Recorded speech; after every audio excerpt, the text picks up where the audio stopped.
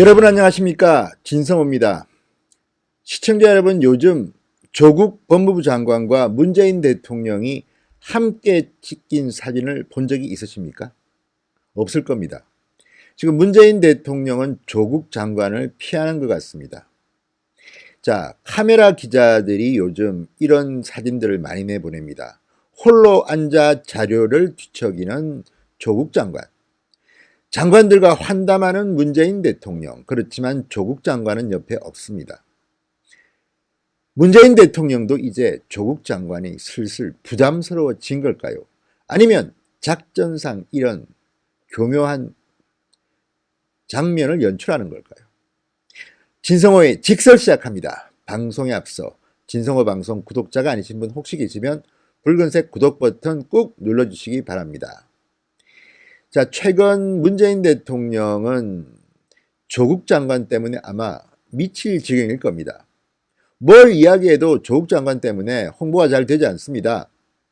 조국 장관 때문에 임명권자인 문재인 대통령에게 직격탄이 돌아옵니다.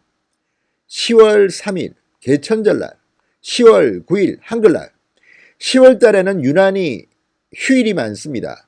그런데 이 휴일날 국민들은, 애국 시민들은 광화문으로 나옵니다. 쏟아져 나옵니다. 500만, 1000만 전부 다 문재인 하야를 이야기하고 조국 사퇴를 이야기합니다. 물론 주말에 서초동에서 검찰개혁 집회, 조국 옹호 집회가 열리지만 그것에 비하면 폭발력은 비교가 되지 않습니다. 얼마 전 국정감사 자료를 보니까 이 대중교통을 이용해서, 특히 지하철을 이용해서 이 서초동 또는 광화문으로 온 사람들을 비교한 걸 보니까 집회가 있던 날 서초동은 10만 명이 안 됩니다. 10만 명 정도입니다. 광화문 인근의 전철역은 30만 명이 왔답니다. 비교가 안 됩니다. 이러니 문재인 대통령이 겉으로 말은 못하고 본인이 책임지고 임명한 사람이니까 지금 뒤로 물릴 수는 없지만 조국 장관을 만나는 것은 극구 피하는 것 같습니다.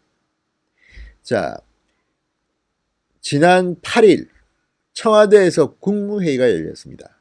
장관들이 모두 다 방문을 하는 자리입니다. 당연히 문재인 대통령과 조국 장관은 한 공간 안에서 회의를 했습니다. 그리고 관례적으로 이 국무회의가 청와대에서 열리면 차담이라고 하죠. 차를 마시면서 환담을 나눕니다. 본 게임에 들어가기 전에서 본격적인 국무회의를 하기 전에 대통령과 장관, 청와대 참모들은 차를 마시면서 환담을 합니다. 개인적으로 요즘 자네 아들 대학교에 합격했다며 당신 등등 이런 대화를 할 수가 있겠죠. 그리고 요즘 국토부 집값 좀 문제가 있던데 등등등등 편하게 이야기하고 웃음꽃이 피기도 합니다. 그런데 놀랍게도 조국 장관은 문재인 대통령 곁에 얼씬도 하지 않습니다. 자, 지난 8일의 국무회의 전경입니다. 웃음기를 잃은 조국 장관이 국무위원들과 다른 장관들과 고개를 숙이며 인사를 합니다. 잠시 뒤 문재인 대통령이 국무회의 사전 환담 장소에 들어섭니다. 국무위원들과 일일이 악수를 하고 얘기를 나눕니다. 그런데 방금 전까지 보이던 조국의 모습이 보이지 않습니다. 그리고 얼마 뒤 조국 장관은 홀로 국무회의장에 들어와서 사전 배포된 자료를 보고 있는 장면이 신문기자 카메라에 포착됩니다. 자, 문재인 대통령이 피한 것인지, 너 내 주변에 오지도 마라. 조국 장관이 알아서 피한 건지, 두 사람이 나란히 서 있는 모습은 최근 사진이나 영상이나 찾아보기가 힘듭니다. 이게 지금 현실입니다. 지난달 10일 임명 직후 한국과학기술연구원 키스트에서 열린 현장 국무회의에서도 조국 장관은 대통령과의 환담에 참석하지 않았습니다. 혼자 대기장에서 대기하고 있었습니다. 자, 대통령이 정치적으로 조국과 함께 언론에 사진이라도 찍히면 어떻게 될까요? 문재인 대통령도 이미 조국은 부담스러운 존재가 되어버린 겁니다. 언론에 노출돼서 조국과 문재인 대통령이 나란히 찍힌 사진이 공개된다면 그 제목들이 가히 재밌을 겁니다. 문재인과 조국. 사실 조국은 문재인 대통령의 페르소나 분신이라고 불리는 사람 아닙니까? 문재인 대통령의 오른팔이라 불리던 조국 장관인데 왜 국무회의 차담회에서조차도 근처도 못 오게 하는지 시청자 여러분들은 짐작을 할 거라고 봅니다. 부담이 되는 겁니다. 저 사람은 멀리하는 게 좋겠다. 그리고 어차피 질 수밖에 없는 싸움으로 저는 봅니다. 조국 장관이 언제까지 법무부 장관에 버틸지는 모르겠지만 버티면 버틸수록 문재인 대통령의 지지율은 떨어질 것이고 국민들은 이 문재인 정권과 법 여권에 대해서 환멸을 느낄 것이라고 생각되기 때문입니다. 지금 이 문제가 좌파 우파 이런 문제가 아닙니다. 범죄 혐의자입니다. 그것도 주가 조작 의혹이라든지 사학 비리 의혹이라든지 자녀들의 입시 부정 의혹이라든지 자, 이런 것들은 흔히들 법조계에서는 파렴치범이라고 부릅니다. 그런 파렴치 범죄 혐의자가 법무부 장관으로 앉아있는 이 비참한 현실을 어떻게 봐야 할 건지, 그리고 그 사람을 임명한 대통령의 생각은 무엇인지.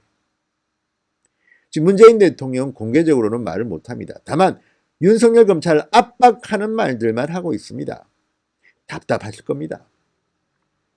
조국 장관은 더 하겠죠. 본인이 모르겠습니까? 본인과 관련된 혐의 그리고 그 뒤에 관련된 진실을 제일 잘 알고 있는 사람이 조국입니다. 이렇게 언론에 같이 노출되지 않는다. 또 문재인 대통령은 국무회의상이건 뭐건 조국 장관 문제를 언급하지 않습니다. 이 정도로 심각하게 국론이 분열되고 국민들이 거리로 뛰쳐나오면 한마디 해야 되는 거 아닙니까? 과거 문재인 대통령이 SBS의 대권주자 면접이라는 뭐 그런 프로그램에 나와서 했던 말이 지금 화제가 되고 있습니다. 한 패널이 묻습니다. 만약 국민들이 문재인 대통령 하야하라고 광화문에서 촛불을 들면 어떻게 하겠습니까? 그러자 문재인 대통령은 뭐 그런 일이야 없겠지만이라는 가정하에 광화문으로 나가서 끝장 토론을 하겠다고 했습니다. 그런데 지금 문재인 대통령은 어떻습니까? 숨어버렸습니다. 도망가 버렸습니다. 본질을 회피하고 있습니다. 그 본질을 회피하고 싶은 그 마음이 조국 장관과 멀리 떨어져 있는 오늘의 현실이 아닌가 싶습니다. 지금 당초는 문재인 대통령이 개각을 해야 될 거라는 말이 나옵니다.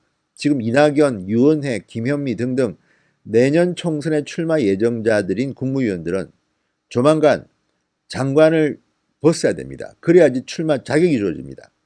그런데도 지금 전혀 움직임도 없습니다. 자, 국정감사가 끝나고 장관을 지명해야만이 청문회 끝나고 임명이 됩니다. 그런데 지금 조국 때문에 모든 이슈가 블랙홀로 빨려 들어갔습니다. 문재인 대통령이 식물 대통령 같이 보이기도 합니다. 무슨 말을 해도 사람들은 별로 관심이 없습니다. 조국에 관심이 많습니다. 조국이 국무회의 현장에 있는 한 문재인 대통령이 무슨 말을 하든 언론의 이슈는 조국으로 뒤덮이고 있습니다. 왜 그렇게 문제가 많은지 연일 특종이 빵빵 터집니다. 대통령은 괴로울 겁니다. 대통령은 국론을 통일시켜야 할 자리입니다. 국민 화합. 그런데 문재인 대통령의 현실인식은 그렇지 못한 것 같습니다. 정면으로 대응하지 못하고 슬슬 피하고 있습니다. 그것이 조국을 피하는 사진이나 영상을 찍히지 아니라는 오늘의 모습으로 드러나고 있습니다. 빨리 조국을 정리하시기 바랍니다. 진성원의 직설이었습니다. 여러분 감사합니다.